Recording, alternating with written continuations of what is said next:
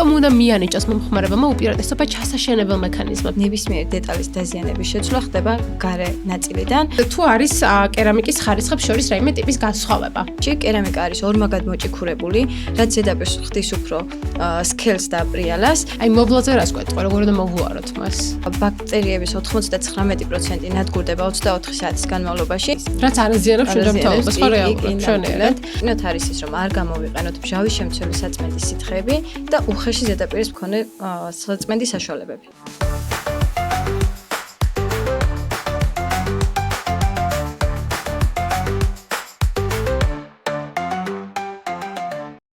ეს არის პოდკასტი რემონტის საბაბი, ჩემი სტუმარი კი არის თეო, ვიტროს წარმომადგენელი. თეო, როგორ ხარ პირველ რიგში ეგ მითხარი? პირველ რიგში მოგესალმებით, მადლობა მოწვევისთვის, კარგად ვარ.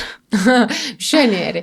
თეო, დღეს უნდა ვისაუბროთ აბაზანის აქსესუარებზე და ყველა საჭირო ინფორმაციაზე ამ თემის ირგვლივ.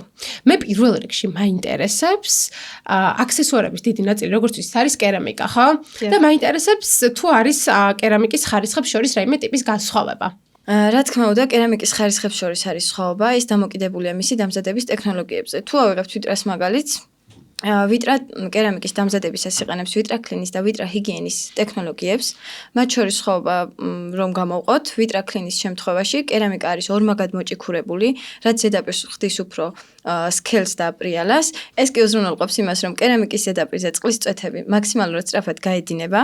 და შესაბამისად ლაქების გაჩენის პრობლემის ალბათობა საერთოდ აღარ გვაქვს. ვიტრა ჰიგიენის შემთხვევაში კი კერამიკის გარში მონაწილეობას იღებს ვერცხლის იონები, რაც უზრუნველყოფს იმას, რომ ბაქტერიების 99% ნადგურდება 24 საათის განმავლობაში, რისის შესაძლებლობაც ჩვენს ბაზარზე არსებულ სხვა ბრენდებს ნამდვილად არ აქვს. ძალიან მნიშვნელოვანია ჩასაშენებელი შემრევები, ხო? და მომხმარებლები ხშირად ფიქრობენ ხოლმე, რომ ესე ვთქვათ, ჩაშენებული მექანიზმების გაფუჭებისას უწევთ მისი დემონტაჟი. და აი ამ საკითხთან დაკავშირებით რა შეგიძლია რა გითხრა? სამწუხაროდ დღესდღეობით ისევ ფართოდ გავრცელებული აზრია ნამდვილად, რომ კედელში ჩაშენებული მექანიზმები იწვევს სრული რემონტის განახლებას ან კედლის დემონტაჟს, თუმცა ეს ასე ნამდვილად არ არის. როგორც გარემონტაჟის შემთხვევაში, ჩაშენებული მექანიზმების შემთხვევაშიც ნებისმიერი დეტალის დაზიანების შეცვლა ხდება გარე ნაწილიდან და არავითარ შემთხვევაში არ გვიწევს სრული რემონტის თავიდან დაწყება და ყველაფრის ამონგრევა. კი ბატონო, და რატომ უნდა მიანიჭოს მომხმარებელმა უპირატესობა ჩასაშენებელ მექანიზმებს? რა აქვს ესე ვთქვათ, ისეთი უპირატესი, რატომაც უნდა აირჩიოს მომხმარებელმა ეს? ან თუნდაც გარემონტაჟის მექანიზმები? ჩაშენებულ მექანიზმებსაც და გარემონტაჟის სისტემებსაც თავისი უპირატესობები აქვს. ერთმანეთისგან რო განვასხვაოთ, პირველ რიგში ჩაშენებული მექანიზმები დღესდღეობით უფრო ტრენდულია. იკავებს ნაკლებ ადგილს და მოსავლელი თვალსაზრისითაც ბევრად გამარტივებულია პროცესი. რაც შეეხება გარემონტაჟის სისტემებს, ამასაც რა თქმა უნდა თავისი დადებითი მხარეები აქვს. პირველ რიგში, როდესაც რემონტის განახლება მიმდინარეობს და არ გვსურს სრული სახლის დემონტაჟი, ამ შემთხვევაში ძველი სისტემის ახლით ჩანაცვლება შეგვიძლია და არ გვაქვს რაიმე შეზღუდვა. ვიტრას უნიტაზის ჩაშენებული მექანიზმები ყველაზე პოპულარული პროდუქტია, შემიძლია თამამად ვთქვა ასევე. მაქსიმალურად მორგებულია ევროპულ სტანდარტებს, იმდენად გამარტივებულია მისი მონტაჟი, რომ ერთ ადამიანს დამოუკიდებლად შეუძლია რომ გააკეთოს და მომხმარებლებს რაც ყველაზე მეტად ხიბლავს მის გარანტიასთან ერთად, ეს არის ღილაკების ფართო არჩევანი. ან ნებისმიერ ფერში და ფორმაში შეგიძლიათ შეურჩიოთ თქვენს ინტერიერს. ფასებთან დაკავშირებით თუ არის რაიმე განსხვავება სტანდარტულთან შედარებით? ფასებთან დაკავშირებით არ არის დიდი სხვაობები. ძირითადად ჩაშენებული მექანიზმების შემთხვევაშიც და გარემონტაჟის სისტემებშიც სხვაობა გამოწვეულია მხოლოდ და მხოლოდ დიზაინისგან და ფუნქციური წერტილების რაოდენობიდან. აი მოვლაზე რას გვეტყვა, როგორ უნდა მოვუაროთ მას? მოვლასთან დაკავშირებით ნებისმიერ შემთხვევაში ჩაშენებული იქნება ეს თუ გარე სამონტაჟო, რაც უნდა გავითვალისწინოთ არის ის, რომ არ გამოვიყენოთ მჟავის შემცველი საწმენდის სითხეები და უხეში ზედაპირის მქონე საწმენდის საშუალებები. და ისე რამდენად აქვს გარანტია თქვენთან ამ პროდუქტებს? რაც შეეხება გარანტიას, თამამად შემიძლია ვთქვა, რომ ვიტრა საქართველოს ბაზარზე უკონკურენტოა ამ მიმართულებით. მაგალითად კერამიკებზე და ჩაშენებულ მექანიზმებზე გვაქვს 10 წლიანი გარანტია. ვაუ. შემრევებს როგორც სამზარეულოსი, ასევე ხელსაბნის აქვს 7 წლიანი გარანტია და საშხაპე სისტემებს 4 წლიანი გარანტია. ანუ თამამად შეგიძლიათ თქვა, რომ ნამდვილად გაგვთ გარანტიათან მრავალწლიანი და დაზიანების შემთხვევაში ცვლით თუ როგორ ხდება თქვენთან? დაზიანების შემთხვევაში ჩვენი საგარანტიო სამსახური უმოკლეს დროში უზრუნველყოფს პრობლემის მოგვარებას. ეს იქნება ნაწილის შეცვლით თუ მთლიანი პროდუქციის ფუნქციის შეცვლით. ეს უკვე დამოკიდებულია ინდივიდუალურად შემთხვევაზე, თუ რა სახის პრობლემა წარმოდგენილი სახით. კი ბატონო. აბაზანაში ერთ-ერთი ყველაზე მნიშვნელოვანი აქსესუარი ასევე არის სარკე, ხო და ავეჯი. როგორ უნდა შევარჩიოთ სწორად ეს აქსესუარები და რას უნდა მივაქციოთ უფრო ყურადღება? სარკის ძირითადი ფუნქციაა სწორად აღიქვას წინ გამოსახულება.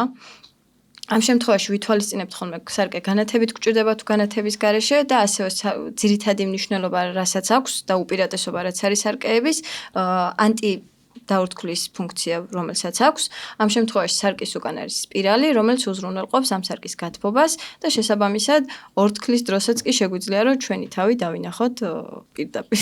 კი ბატონო და თან ეხა ხო არის იდეაში ახალი ტენდენცია რომ ამ სარკეს უნდა ქონდეს თავისი განათება, ხო, რომელიც არის სენსორზე. კი, თაჩით რეგულირდება ძირითადად განათების დონეები, არის ცივი ნათებით, თბილი ნათებით, ან ზოგ შემთხვევაში ორივე ერთად და ჩვენ შეგვიძლია დავარეგულიროთ და გამოვიყენოთ.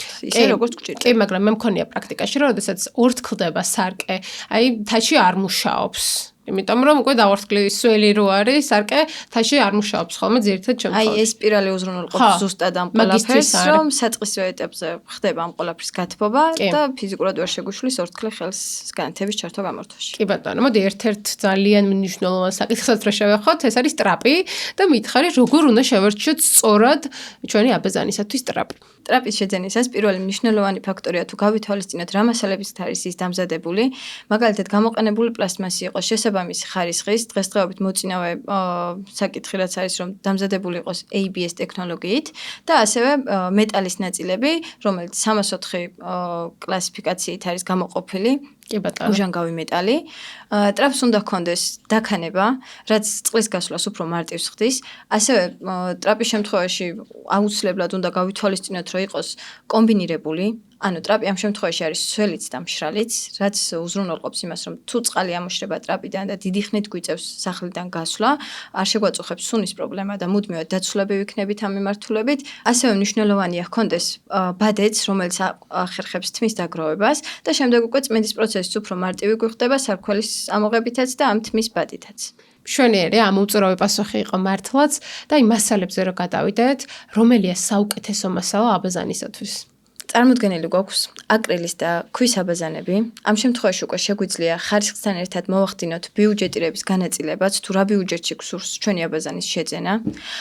პირველი ეს არის აკრილი, გამოვყოთ თავისი მახასიათებლებით.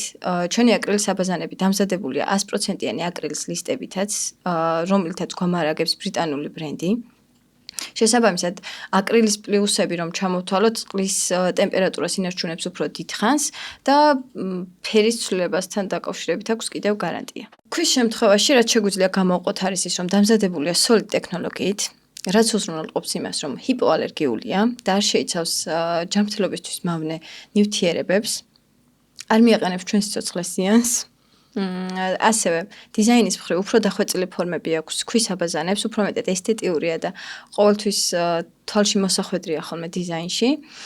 ასევე აკრილთან შედარებით, აი აკრილის უპირატესობაში კიდევ შეგვიძლია დავამატოთ, რომ აკრილის აბაზანები ჩაშენებულ ვარიანტებში გამოიყენება ძირითადად და გამომდინარე იქიდან, რომ ქვის აბაზანები მაინც ცალკე მდგომ ვარიანტებში უფრო გვაქვს, ადგილის დაზოგვის მხრივაც უფრო წინ მიდის აკრილის აბაზანები. კი ბატონო და აი აბაზანის აქსესუარებს რო დაუბრუნდეთ, აი ავეჯზე მინდა გკითხო, ავეჯის შემთხვევაში რას უნდა მივაქციოთ ყურადღება შერჩევის დროს?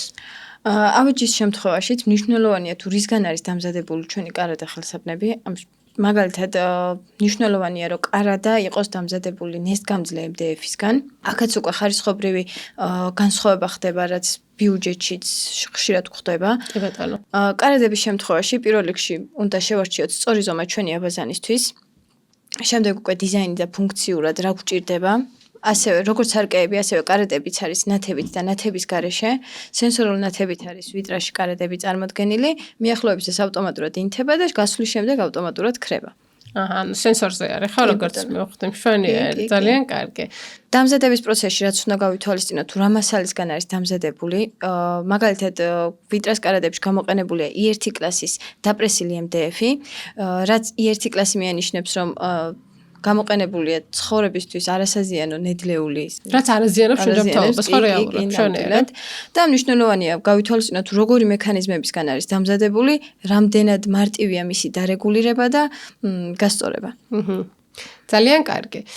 ვფიქრობ, რომ ამომწურავი პოდკასტი იყო და შევეხეთ კაფეო დაბაზანის აქსესუარებს და ძალიან დიდი ინფორმაცია მივაწოდეთ ჩვენ მაყურებელსაც. თეო, კიდევ ერთხელ ძალიან დიდი მადლობა მინდა გითხრა, რომ იყავი ჩვენი სტუმარი, მოხვედი და გაუზიარე შენი ცოდნა და გამოცდილება გამაყურებელსაც და მეც, რადგან ძალიან ბევრი რაღაც გავიგე უკვე ამ პოდკასტიდან დაბაზანის აქსესუარების შესახებ. ვფიქრობ, რომ ამომწურავი პასუხები იყო ყველა კითხვაზე და ძალიან დიდი მადლობა მინდა გითხრა, რომ მოხვედი და გააცანი შენი ცოდნა და გამოცდილება ჩვენ მაყურებელსაც და მეც, რადგან დღეიდან უკვე ძალიან ბევრი რამ მეწოდინებ დაბაზანის აქსესუარებზე. მადლობა რომ იყავით ჩვენი სტუმარი, ახლა უნდა დაგემშვიდობო. შენც და ჩვენ მაყურებელსაც. თქვენ კი მომავალ პოდკასტამდე.